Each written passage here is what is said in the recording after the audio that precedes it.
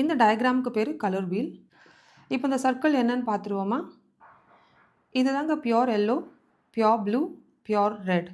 இந்த 3 கலரையும் பிரைமரி கலர்ஸ்ன்னு சொல்லுவோம். இந்த கலரை வேற எந்த கலர் வச்சும் மேக்கப் பண்ண முடியாது. எல்லோ, ரெட், ப்ளூ இது கலர் இயற்கையாகவே நமக்கு கிடைக்கிற கலர். இப்போ இந்த கலரை 50-50 மிக்ஸ் பண்ணோம்னா, அதாவது எல்லோ, ப்ளூவை 50-50 மிக்ஸ் பண்ணால் நமக்கு க்ரீன் கிடைக்குங்க. ப்ளூவையும் ரெட்டையும் 50-50 மிக்ஸ் பண்ணால் நமக்கு வயலட் கிடைக்கும். எல்லோ, ரெட் 50-50 மிக்ஸ் பண்ணால் ஆரஞ்சு கிடைக்கும்.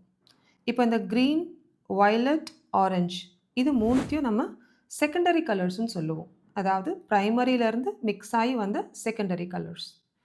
இப்போ இங்கே பார்க்குறீங்களா, இங்கே ஒரு க்ரீன் இருக்குது, இங்கே ஒரு க்ரீன் இருக்குது. இங்கே ஒரு வயலட் இருக்குது, இங்கே ஒரு வயலட் இருக்குது. இங்கே ஒரு ஆரஞ்சு, இங்கே ஒரு ஆரஞ்சு இருக்குது. இப்போ இந்த கலர் எடுத்துக்கிட்டிங்கன்னா, இந்த ப்ரிடாமினண்ட்டாக எல்லோ போட்டிருக்காங்க, ப்ளூ கொஞ்சம் கம்மியாக போட்டிருக்காங்க. அப்படியே கொஞ்சம் கீழே வந்தோம்னா, இதில் ப்ளூ நிறையா இருக்குது, எல்லோ கம்மியாக இருக்குது. ஸோ இந்த மாதிரி ரேஷியோவில் பண்ணுற கலர்ஸ் எல்லாம் ட்ரெஷரி கலர்ஸ்ன்னு சொல்லுவாங்க. முக்கியமான ஒரு கலரை பற்றி நீங்கள் தெரிஞ்சுக்கணுங்க. இதுக்கு பேர் காம்ப்ளிமெண்ட்ரி கலர்ஸ். இந்த கலர் வீலில் ஆப்போசிட்டில் இருக்கிற கலர்ஸ் எல்லாம் காம்ப்ளிமெண்ட்ரி கலர்ஸ்ன்னு சொல்லுவாங்க. ப்ரைமரி கலர்ஸ் நம்ம மிக்ஸ் பண்ணும்போது 2 வேறு கலர் நமக்கு புது கலரை கொடுத்தது இல்லையா?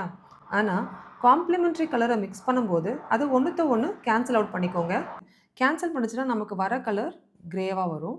இப்போ இந்த 2 கலரையும் மிக்ஸ் பண்ணி அதில் கொஞ்சம் ஒயிட்டை மிக்ஸ் பண்ணிங்கன்னா ஒரு பியூட்டிஃபுல் ஷேட் ஆஃப் கிரே கிடைக்கும். அதே மாதிரி orange and blue complementary colour, violet, yellow complementary colour. இந்த ட்ரெஷரி கலர்ஸ் ஆப்போசிட்டில் இருக்கிறது எல்லாமும் ஒன்றுத்த ஒன்று கேன்சல் அவுட் பண்ணிக்கும். காம்ப்ளிமெண்ட்ரி கலர் இருக்கு இல்லையா, க்ரீன் அண்ட் ரெட். யோசிச்சு பாருங்கள், ஒரு க்ரீன் ஃபாரஸ்ட்குள்ளே ரெட் ஃப்ளவர்ஸ் அப்படின்னு விஷுவலைஸ் பண்ணி பாருங்கள். எவ்வளோ கான்ட்ராஸ்ட் இருக்குது அதில். இந்த கான்ட்ராஸ்ட் வந்து ரொம்ப அட்ராக்டிவாக இருக்குங்க. நீங்கள் பெயிண்டிங் வரையும்போது இந்த நாலேஜ் இருந்ததுன்னா, எப்போல்லாம் பெயிண்டிங் டல்லாக இருக்க மாதிரி ஃபீல் பண்ணுறீங்களோ, இந்த நாலேஜ் யூஸ் பண்ணி அதோட அவுட்கம்மை பெட்டராக கொண்டு வந்துக்கலாங்க.